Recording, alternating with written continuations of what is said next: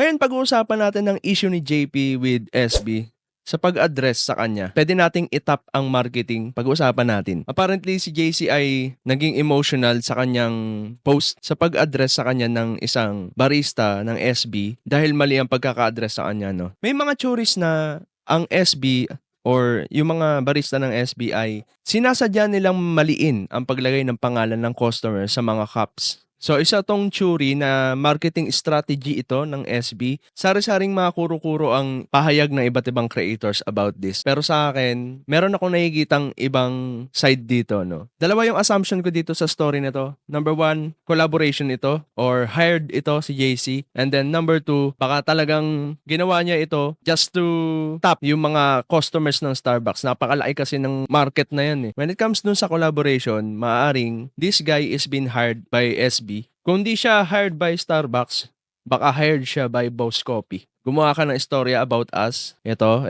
ganyan, ganyan. Magiging viral ito sa SOCMED, no? Sa internet. Madali kasi mag-viral na ngayon eh. When it comes to triggering emotion. Pwede rin itong maging trending when it comes to collaboration with creators. Let's say, ako si Brand, maaari ba akong may pag-collab sa'yo pero ibabash mo kami. And then here comes the creator na sanay sa bashing. Tapos tatanggapin niya yung project. Sige, ibabash ko kayo. Yung brand naman ay may mga loyal customers. Ipagtatanggol ng loyal customers yung reputation ng brand against dun sa content creator na nambash. Mag-gain naman ngayon ng mas mataas na loyalty rate kasi pag-uusapan siya, ganito yung experience namin dito sa brand na to, hindi kami naniniwala sa mga sinasabi mo. And then yung content creator, wala naman siyang pakialam na iba siya ng tao kasi sanay na siya eh. Content creator siya. Pag binas siya ng mga tao, engagement din yun sa kanya. Mas maraming engagement, maraming reaction and comments, tatanggapin niya yun kasi nagiging revenue yun para sa kanya. Prediction ko lang naman, no? Baka maging trend ito sa mga content creator na ganito na yung magiging project o yung style of marketing. Alam ni JC itong marketing strategy na to. Kasi meron siyang pinost doon sa comment niya na marketing and branding without a big budget. Pinaka the best na way para maging hit ang marketing strategy mo ay i-trigger yung emotion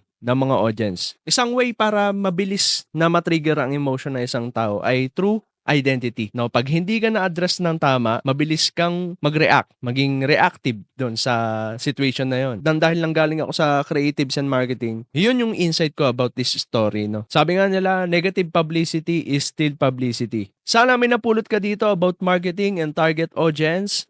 Thank you for watching and I will see you in the next one. God bless. Peace.